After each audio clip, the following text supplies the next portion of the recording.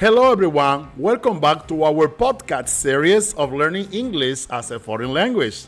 I'm Alexis Radney from the Rhill English Institute, and today we are going to explore the use of modern English to express needs and suggestions. We'll be looking to some common travel advice for experienced travelers. So sit back, relax, and let's dive into the world of modals.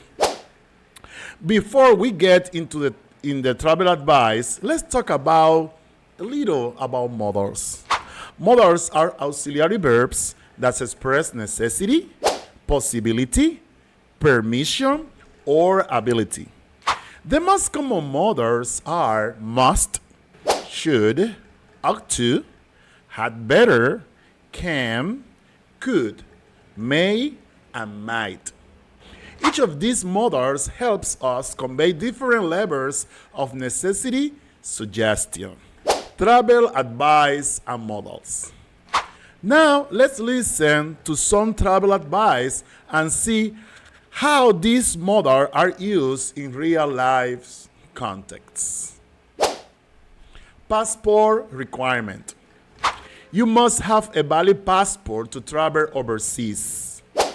Here, must indicate a necessity. In something, here must indicates a necessity. It's something you cannot avoid if you want to travel internationally. Number 2, keeping a copy of your passport. You ought to make a copy of your passport and keep it in a secure place. Ought to is a bit softer than must. It's a strong suggestion, something that is a good idea to do for your safety. Number 3, carry on essentials. Carrying on essentials. When you fly, you should keep important things in your carry-on bag, such as your medication and ATM card. You should unpack them in your checked luggage. Should is used for advice. It's a recommendation that is sensible to follow. Shouldn't is the negative form, advising against doing something. Number 4, trying local food. You should try some of the local specialties, but you'd better avoid the stalls on the street. You shouldn't drink tap water. Again, should is for advice. You'd better is a strong suggestion, almost a warning, and shouldn't is advising against drinking tap water, likely for health reasons. Number 5, driving overseas. In most countries, you don't have to have an international driver license, but you have to carry a license for your own country. You also need to be 21 or over. Don't have to indicate that something is not necessary, while have to and need to indicate necessity. Number 6, travel insurance. Travel insurance. You'd better buy travel insurance before you leave your country. You'd better is a strong advice, implying that if you don't follow it, there might be negative consequences. Okay?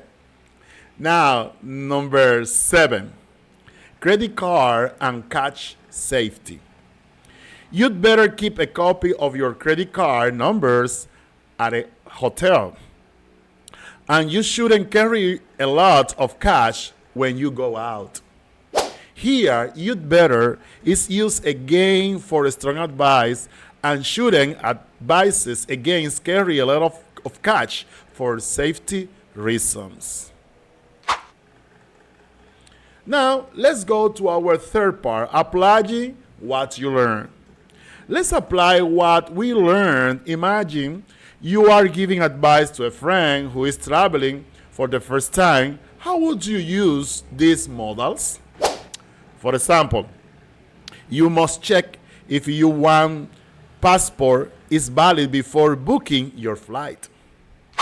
Number 2, you should pack a small first aid kit in your carry-on bag.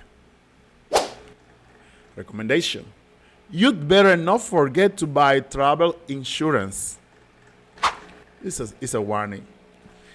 So guys, in conclusion, that's all for today's episode. I hope you now have the clear understanding of how to use modal to express needs and suggestions, especially when giving travel advice. Remember, using the right modal can change the meaning of your advice and help you communicate more effectively.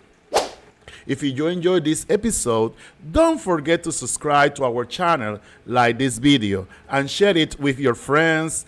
And as always, keep practicing your English. Until next time, so happy learning. Thank you for joining to me, Teacher Alexis, with you. In the description of this video, I'm going to leave a link so you can practice this exercise if you want to know more about it. Happy study. Bye-bye.